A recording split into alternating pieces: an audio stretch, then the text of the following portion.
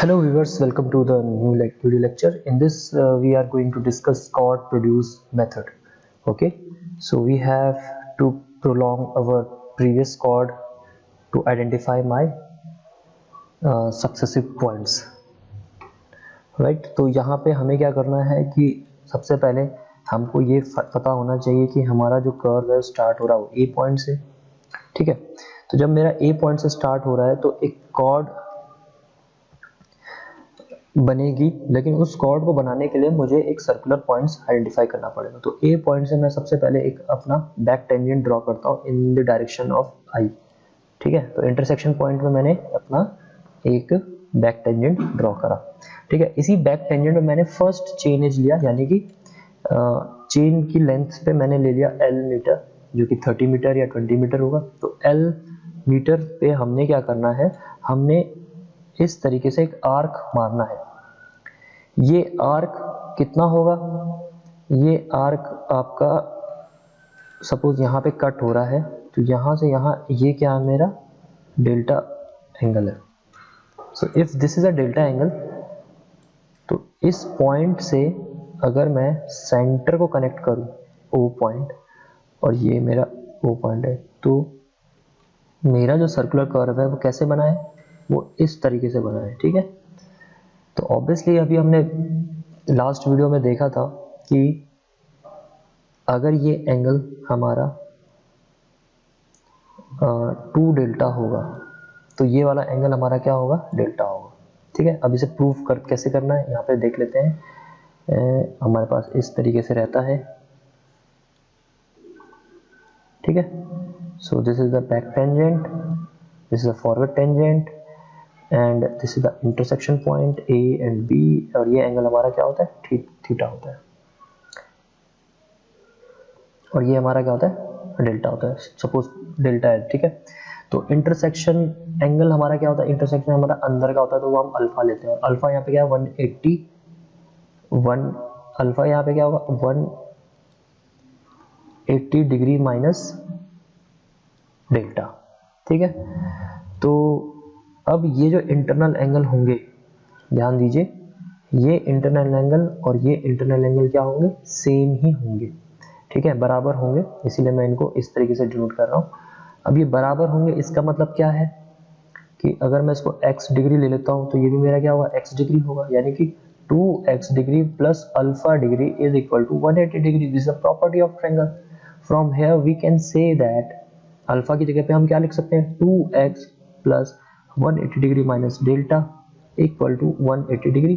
तो 180 से 180 कटा, माइनस डेल्टा इधर चले गया, तो 2x इक्वल टू डेल्टा हो गया, और x equal to delta by 2 हो गया, यानी कि x की वैल्यू यहाँ पे क्या है, डेल्टा बाई 2 हो गया. तो इसी चीज को मैंने यूटिलाइज किया है इस वाले फिगर में. अगर ये B पॉइंट हमारा कर्व पे बना है, और B से O की डिस्टेंस हमारी R है, A से O की डिस्टेंस हमारी R है, so angle suspended by B point and A point to the centre is 2 del. Del मतलब छोटा एंगल. ठीक है, इसलिए हमने डेल यहाँ पे लिया. ठीक है, ठीक है, और यहाँ पे हमने बड़ा ट्रायंगल ले रखा है. यहाँ पे भी इसको भी डेल्टा कहते हैं, इसको भी डेल्टा कहते हैं, बट जब ये आता है तो ये स्मॉल पार्शियल के लिए, छोटा वैल्यू के लिए आता है, और जब ये वाला आता है तो ये हमारा बड़े एंगल के लिए आता है. तो don't confuse between these two delta.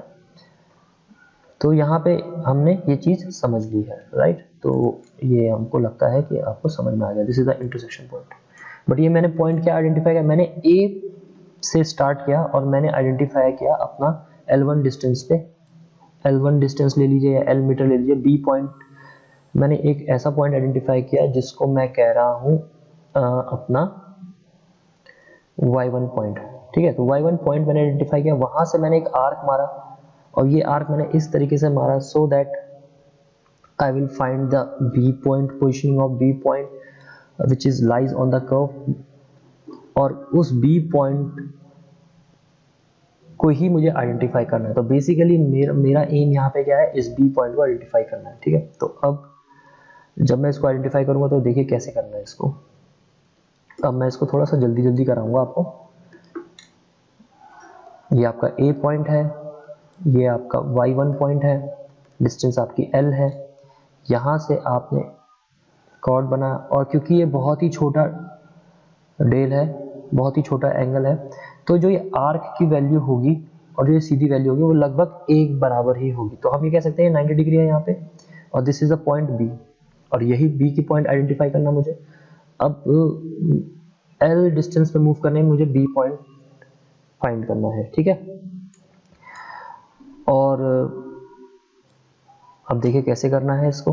तो इसको हम इस ट्रायंगल में, ट्रायंगल ए वाई बी आपका एक एंगल ट्रायंगल ले लिया, इसमें हमने एंगल y1 को हमने 90 डिग्री लिया, तो यहाँ पे ट्रिग्नोमेट्री लग सकती है। So tan del equal to opposite side यानी कि y1 b upon adjacent side, वो है आपकी y1 a। y1 b हमें आइडेंटिफाई करना है which is in terms of x1 divided by a से y1 की वैल्यू क्या है, लेंथ हो गई, तो x1 equal to length tan delta हो गया। This delta is very small, तो जब बहुत ही स्मॉल एंगल होता है तो उसका जब हम tan वैल्यू निकालते हैं तो वो भी उसके बराबर हो जाती है, तो x1 की वैल्यू यहाँ पे क्या होगी, l डेल्टा हो गया। So this is the equation 1, right. तो ये हमने यहाँ से समझ लिया है, ठीक है। तो x1 की वैल्यू हमारी यहाँ से आइडेंटिफाई हो चुकी है, ठीक है। और दूसरी वैल्यू क्या होती है हमारी, दूसरी वैल्यू हमारी एक यहाँ से भी होती है, ठीक है। ये कैसे निकलता है, ये आपका रेडियस है, ये आपका क्या है 2 डेल्टा है, तो इससे भी हमारी क्या निकलती है 2 डेल्टा आपका क्या है एंगल है, वो होता है आपका आर्क अपॉन रेडियस। आर्क की वैल्यू यहाँ पे क्या है, देखिए क्योंकि L1 है बहुत ही छोटा है, तो हम ये कह सकते हैं जब हम बड़े पैरामीटर पे देख रहे हैं, जब हम रेडियस को ले रहे हैं तो रेडियस बहुत ही ज्यादा होता है 400 मीटर, और 400 मीटर का कंपैरिजन अगर हम 30 मीटर के आर्क से करेंगे, 30 मीटर के, देखिए इस तरीके से आपका जो सर्कुलर कर्व है वो तो इस तरीके से बन रहा होगा, ठीक है। तो अगर हम इस 30 मीटर ए से लेकर बी तक की जो कॉर्ड है वो भी आपकी 30 मीटर की होगी, सिमिलरली ये भी आपकी क्या होगी 30 मीटर की होगी, ठीक है। ये बस देखने का रेफरेंस है। जब मैं ट्रायंगल AY1B ले रहा हूं तो इसमें मैं क्या कर रहा हूं, मैं AY1 और B1 की जो डिस्टेंस है वो कंपेयर कर रहा हूं, तो उस केस में मैं इसमें मैं दोनों को क्या कर रहा हूं, यहाँ पे मैं इसको राइट एंगल ट्रायंगल मान रहा हूँ, ठीक है। लेकिन अगर मैं बड़े पैरामीटर पे देखो जहां पे r इंक्लूड हो गया, वहां पे मैं क्या कह रहा हूँ कि the distance of this arc and the distance of this chord is nearly same as compared to the radius, क्योंकि रेडियस की वैल्यू क्या होगी 400 मीटर या 300 मीटर होगी। उस केस में अगर 30 मीटर है या 29 मीटर है, सपोज आपकी कॉर्ड 29 मीटर है और जो आपका आर्क है वो 30, ये आपका 30 मीटर का है और ये आपका 29 मीटर है एग्जांपल में, तो ये क्या होंगे एक दूसरे के नियर है, तो उस केस में मैं ये चीज कह रहा हूँ। तो वहां पे हम ये कह सकते हैं कि 2 delta equal to arc upon radius. तो आर्क हमारा यहाँ पे क्या हो जाएगा, वही डिस्टेंस हो जाएगी जो हमने ऑफसेट्स लिया यानी कि L chain as divided by R। तो यहाँ से अगर हम ध्यान दें तो delta will be R upon 2R। अब ये हमारी इक्वेशन 2 होगी। अब कंपेयर करिए इक्वेशन 1 एंड 2 को और डेल्टा की वैल्यू एलिमिनेट करिए। सो x1 इक्वल टू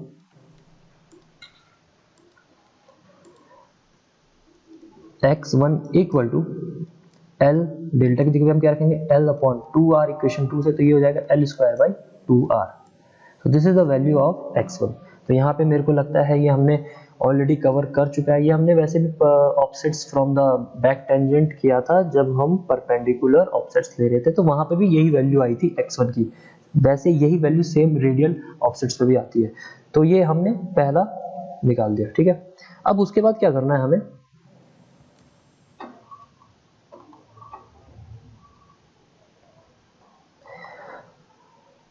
उसके बाद हमें क्या करना है कि हमारे पास बी पॉइंट है, तो बी पॉइंट से जो कॉर्ड बन रही है ए बी जो कॉर्ड बन रही है उसी को हमने एक्सटेंड करना है। इसीलिए इस मेथड को कहते हैं कॉर्ड प्रोड्यूस मेथड, ठीक है। कॉर्ड प्रोड्यूस मेथड का आपका आर्क, देखिए आर्क मैं आपको बता देता हूँ कि आर्क आपका इस तरीके से आ रहा है जो बन रहा है, ठीक है। यहाँ तक बना, अब इससे आगे मुझे ये आर्क ऐसे करके आर्क बनाना है, ठीक है। मुझे बेसिकली क्या है कि ये जो कॉर्ड प्रोड्यूस मैंने किया है, यहाँ से मुझे अब B से मेरे को आइडेंटिफाई करनी है C डिस्टेंस, तो मैंने क्या किया, B से लेकर L डिस्टेंस पे, क्योंकि मैंने कॉर्ड प्रोड्यूस करी अपने मर्जी से, ठीक है, रिंजिंग रॉड की हेल्प से। यहाँ पे रिंजिंग रॉड रखा, यहाँ पे रिंजिंग रॉड रखा और यहाँ पे रिंजिंग रॉड रखा। तो रिंजिंग रॉड की हेल्प से मैंने इसको इलॉन्गेट किया और B से मैंने क्या लिया, B से मैंने L डिस्टेंस फिर से लिया। जहां पे L डिस्टेंस खत्म हुई वहां पे मैंने एरो फिक्स कर दिया and this is my C point, right. So this is my C point.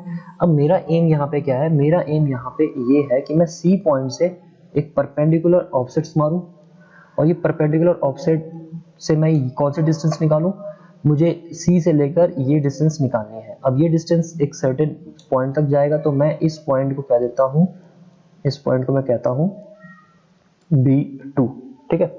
So basically I have to find the value of C to B2 which is your x2। अगर मुझे x2 की value मिल गई तो मैं यहाँ पे perpendicular offsets मारूंगा C point से, जो कि दूर है L metre from the B point. अब यहाँ पे हमने क्या किया, कॉर्ड प्रोड्यूस किया, ठीक है, B पॉइंट से हमने कॉर्ड प्रोड्यूस किया। तो यहाँ पे आपको ये बात समझ आएगी। अब वैल्यू x2 की कैसे निकालनी है, ये है हमारा चैलेंज। तो क्योंकि B पॉइंट से हमने कॉर्ड प्रोड्यूस करी, तो B पॉइंट अब ले लीजिए स्टार्टिंग ऑफ दिस कर्व, ठीक है। अभी आप ये वाला हिस्सा भूल जाइए, अभी सिर्फ यहाँ से स्टार्ट कीजिए। जब आप स्टार्ट करते हैं कोई भी, तो ऑब्वियसली यहाँ से भी एक टेंजेंट पॉइंट निकलता है इस तरीके से, ठीक है। तो ये हमारी क्या है, टेंजेंट लाइन है, ठीक है। तो इस टेंजेंट लाइन ने इस CB2 को दो पार्ट में डिवाइड कर दिया है, आप देख सकते हो। सो x2 will be divided into, एक तो आपका ये वाला पार्ट होगा यहाँ से लेकर यहाँ तक का, और एक आपका ये वाला पार्ट होगा यहाँ से लेकर यहाँ तक का। तो मैं इसको सिंपली y1 और y2 ले लेता हूँ। So this x2 equal to y2 plus y1 हो जाएगा, राइट, ठीक है। तो ये चीज समझनी है। अब ये y1 और y2 हमें निकालना है।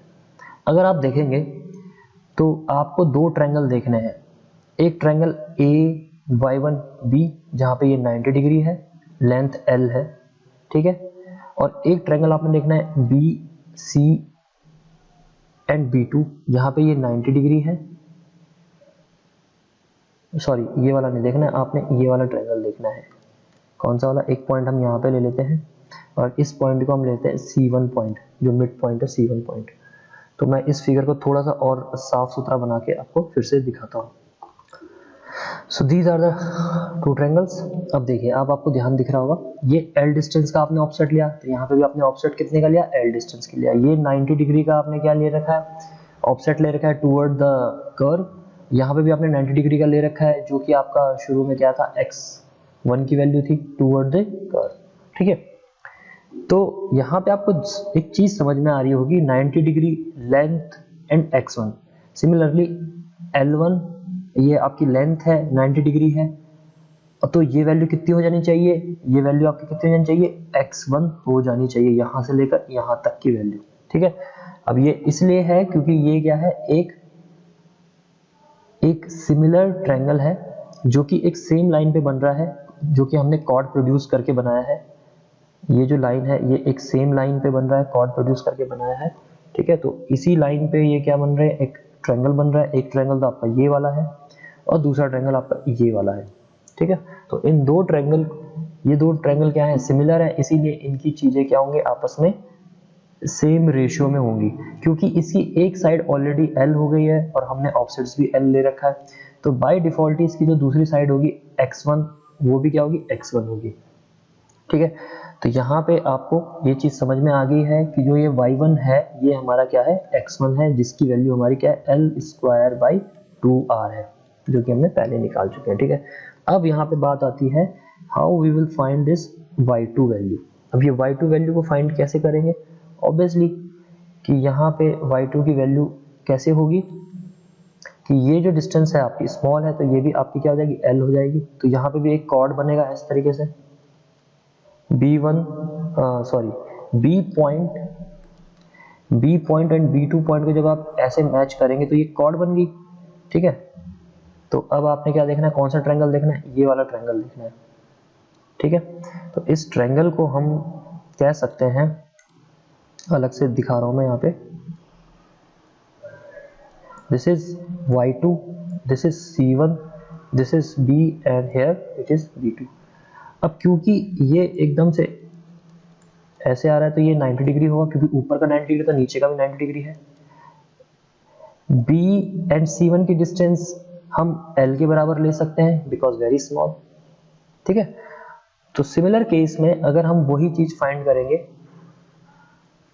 तो यहाँ पे कोई भी एंगल हो, ठीक है, तो यहाँ पे जो ये y2 की वैल्यू निकलेगी, ये क्या निकलेगी, it is depend on the value of this which is L square by 2r, ठीक है।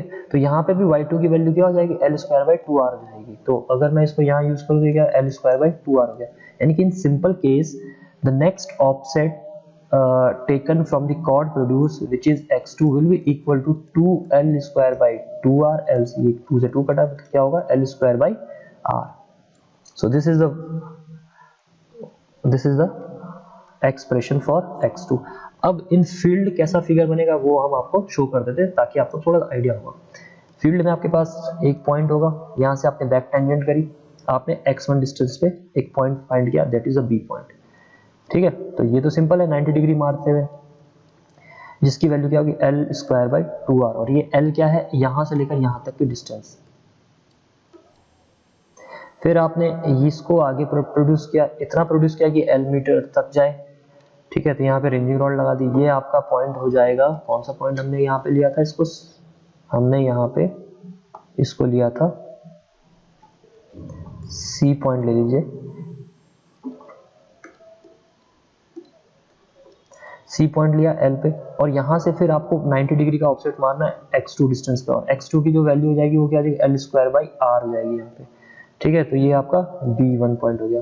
फिर आपका ये कॉर्ड बन गया, फिर इसी कॉर्ड को आप एक्स्ट्रा आगे इलोंगेट करेंगे तो ये आपकी L डिस्टेंस इलोंगेट होगी such that you will find this another point in terms of D point. यहाँ से फिर आप एक 90 डिग्री का ऑफसेट मारेंगे जो कि आपकी L3 होगी, जिसकी वैल्यू भी क्या होगी, L स्क्वायर बाई r होगी। तो इस तरीके से आपने ये पॉइंट आपका B2 हो गया। तो आप बेसिकली क्या कर रहे हो, आप ये B1 B2, ठीक है, B3 B पॉइंट और A पॉइंट इनको फाइंड कर रहे हो, और लास्ट में इस पॉइंट्स को फाइंड करने के बाद इनको फ्री हैंड क्या कर रहे हो, इनको अंदर से अटैच करते हुए आ रहे हो। Remember, you will attach this point from the inside of the triangle, not outside of the triangle। तो इसको आप अटैच करते हुए आ जाओगे तो ये आपका फील्ड में कर्व बन जाएगा। So this is about the chord produce method। Thank you, have a nice day।